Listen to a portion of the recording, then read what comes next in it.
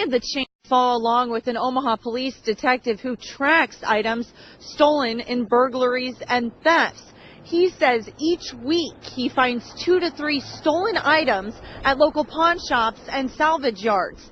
One local pawn shop manager tells me he doesn't want crooks coming into his stores, and that's why he works with Omaha Police to get your items back.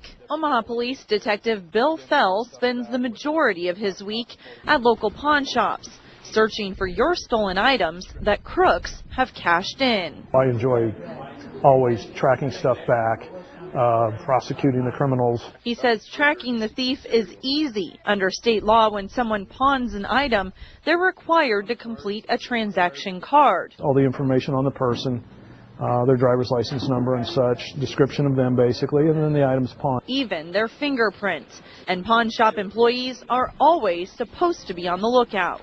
A lot of times we ask questions when people bring stuff in. Where did you get, where did it come from? Or can you tell me any history about it? Things like that kind of lead us into, okay, is this maybe this person's, or did they get it somewhere else maybe? If somebody comes in with an item, they have no idea what it is, there's a little red flag goes off for them. And a lot of times, most of the pawn shops, if something unusual comes in, they will advise us also when we come in, hey, look at this card here, something's not right. But they say the problem is usually finding out from where the stolen stuff comes. A lot of times we do get phone calls, hey, I don't know if it was stolen or lost, but I did lose, my white gold, just plain white gold wedding ring.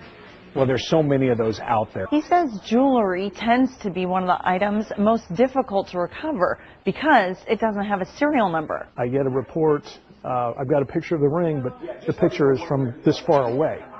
And I can tell it's got a ring on, but I can't tell you much else about it. The biggest thing is definitely recording. Make sure you have serial numbers recorded, exactly what the model is, the make, and pictures are huge. Those really help us. It takes nothing to get just a little digital card, a small one, they're not very expensive anymore, and go through your house and download and take pictures of everything and then take that card and put it in a safe place. Ensuring that if your property is stolen, you have a chance of getting it back. If you've had an item stolen from you, Detective Bill Fell says it's not worth trying to track it down locally.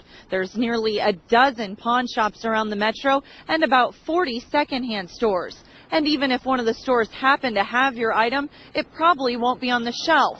At most stores, there's a holding period of up to 4 months after you pawn an item. Reporting from downtown Omaha, Melina Mathis,